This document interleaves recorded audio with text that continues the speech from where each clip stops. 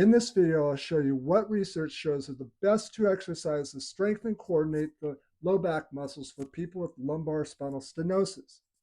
Research shows that the deadlift and the squat are the best compound exercises that will activate the greatest amount of muscle fibers to get that back strong.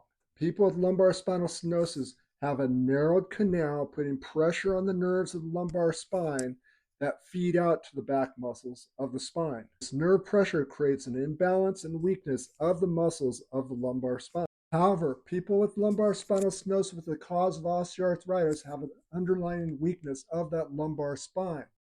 Deadlifts and squats create a shearing and compression force of the lumbar spine and can initiate or aggravate an underlying structural weakness and create low back pain. People with lumbar spinal stenosis have a narrowing of the canal where the nerves pass through and feed the low back muscles.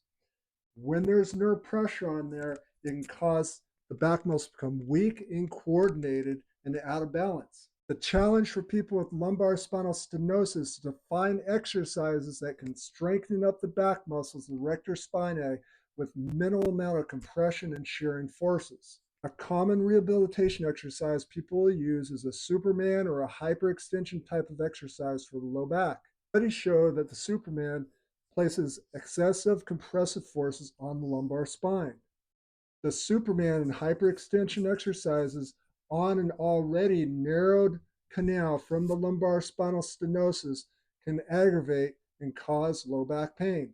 Therefore, the Superman and hyperextension exercises should be avoided or contraindicated for people with lumbar spinal stenosis. Research shows that the two best exercises to strengthen up the back and create better coordination are, number one, is going to be back extensions. You can perform back extensions off of a therapeutic ball or a gym ball. And the idea is that you want to perform that extension to strengthen up the rector spinae muscles to a neutral position. You want to avoid hyperextension.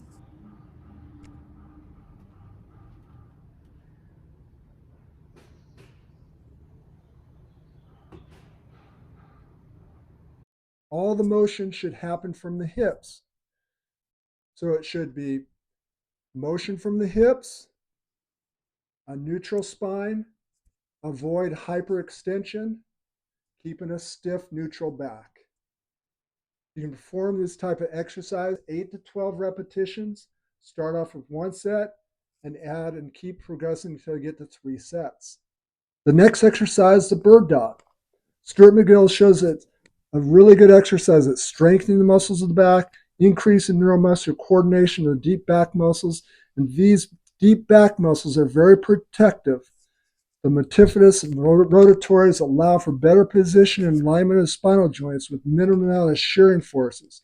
And that's going to decrease the chance of tweaking your low back during exercise. To prevent low back pain, studies show that muscle endurance is much more important than strength alone for preventing pain and protecting your spine. Muscular endurance strength will prevent muscle fatigue and buckling of the lumbar spine during exercise and daily activities. Provides protection against injury. So the recommended program for developing muscular endurance strength should be increase repetitions, increase sets before you increase weights. You can perform, for example, for the back extensions, you want to do it to neutral with a neutral spine, 8 to 10 repetitions.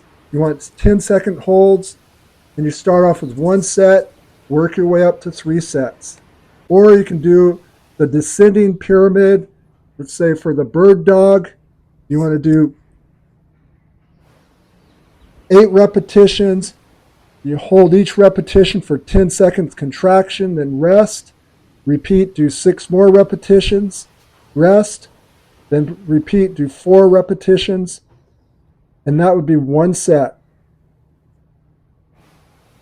So you begin all these exercises 1 set, you increase to 3 sets, and you can perform these exercises anywhere from 3 to 5 times a week.